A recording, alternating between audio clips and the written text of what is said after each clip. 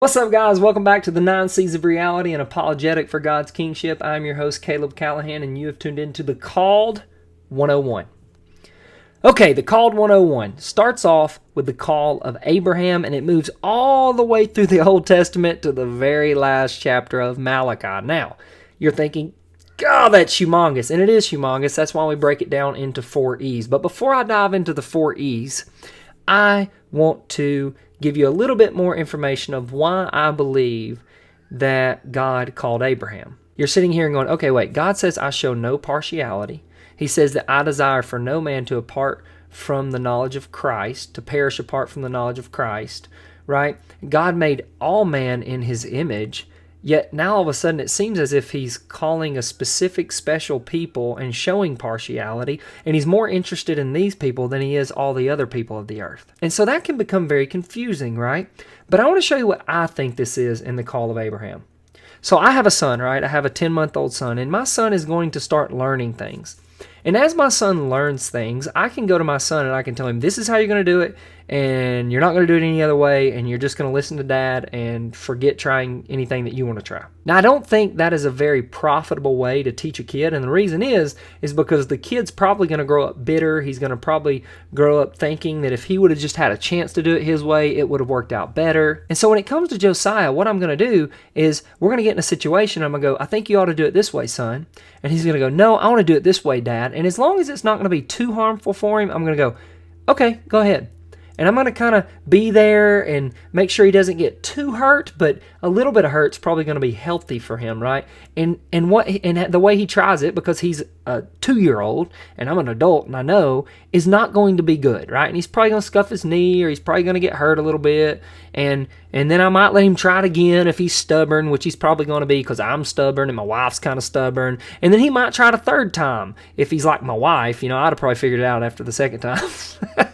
She's going to kill me for that one. And then finally he's going to go, okay, Dad, like, how do I do this? And I'm going to show him, and it's going to work. And then he's going to all of a sudden be like, man, Dad was only out for my good, and if I'd have just listened to Dad the first time, it would have been better, right? And so this is where the apologetic for God's kingship starts to kick in, guys, right? So God had allowed humanity multiple times, right? He had Adam and Eve in the garden, and they failed, and he clothed them and escorted them out of the garden and gave them a covenant and said, continue being fruitful and multiplying. And then all of a sudden we keep moving forward in history, and we get to Noah, and man had become wicked all over again, and so God judged the world again. And then all of a sudden Noah is given the same fruitful and multiply covenant.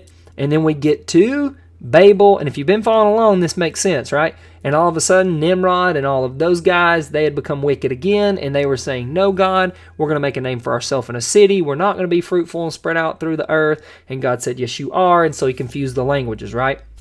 And so it's almost as if God's like, okay, I've given you your chance. I've showed you it's not going to work.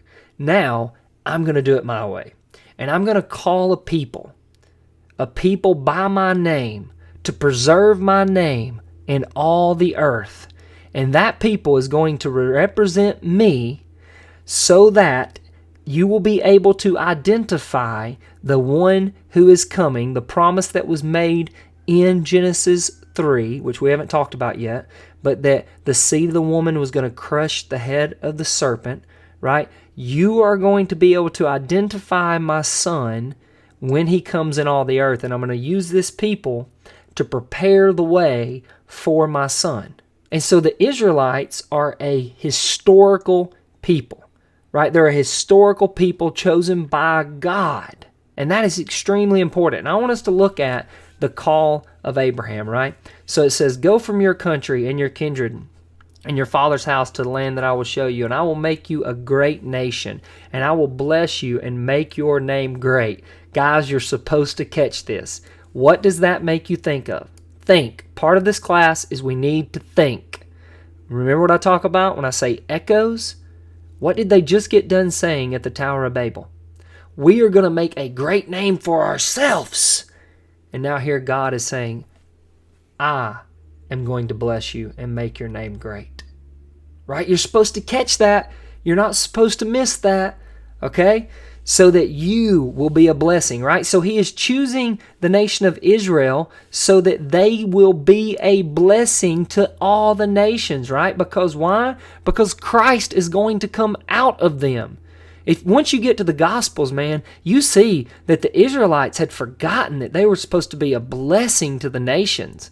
They were very much in this place of like, God is for us, it's not for you, it's for us, get away from us. That's one of the reasons Muhammad started the Muslim faith. He was actually experimenting and trying to learn more about Yahweh, right? About the Jewish God, but they shunned him to such a degree that it was like, God is for us, not for you, that he just left. That's why most of the Old Testament is in the Quran, right? That's why it is the way that it is. And then it goes on and it says that I will bless those who bless you, and him who dishonors you I will curse, and all the families of the earth shall be blessed because of you. See that right there? Christ. Christ. They're going to be physically blessed, right? In a real way as we move forward to Christ, but they're ultimately going to be spiritually blessed through the nation of Israel, because the seed of the woman is coming through this line, and he is going to crush the head of the snake at the cross, okay? All right, so that's that call, okay? Now, it's broken up into these 4 E's, right, because it's so massive, and I'm just going to go over them briefly, okay? We're going to dive into all of this, so hang in there, okay? The first one is the election, right? That covers Genesis 12 all the way through the end of the book of Genesis. It's the patriarch, right? It's the patriarch. So you got Abraham, Isaac, Jacob, Joseph, right? That's what you got going on there. And then you got the Exodus, which is going to cover Moses, right? Which is going to cover Moses all the way up to the book. So Exodus all the way to the book of Joshua, right? And you're going to have the feast days, and you're going to have Passover, which came out of the plagues, right? You're going to have the law at Mount Sinai. The priesthood is given. The tabernacle. You're going to have all these things that are given. That's why Moses is like the man, right? And you're going to start to see tribes, right? 12 tribes at Sinai start to become a nation state, getting ready to go in and take the land of Canaan. We're going to get into all that later, okay? And then finally, you're going to move on into the empire, which is going to be Joshua all the way up through 2 Kings, right? Joshua moves into the promised land. He's taking the promised land. He has his northern conquest, his southern conquest. He passes away. Then we move into the book of Judges, where Joshua tells them, continue.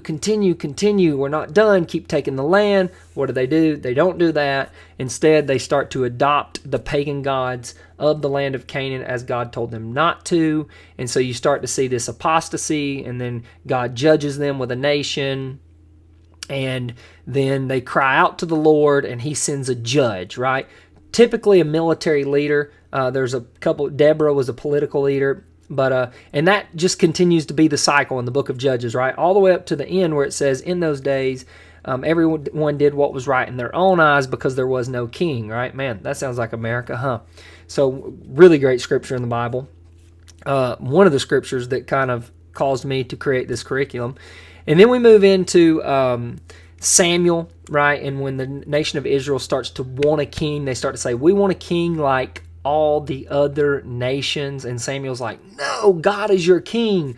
And God's like, well, give him a king. So then we get Saul, which is the we get Saul, which is the people's king.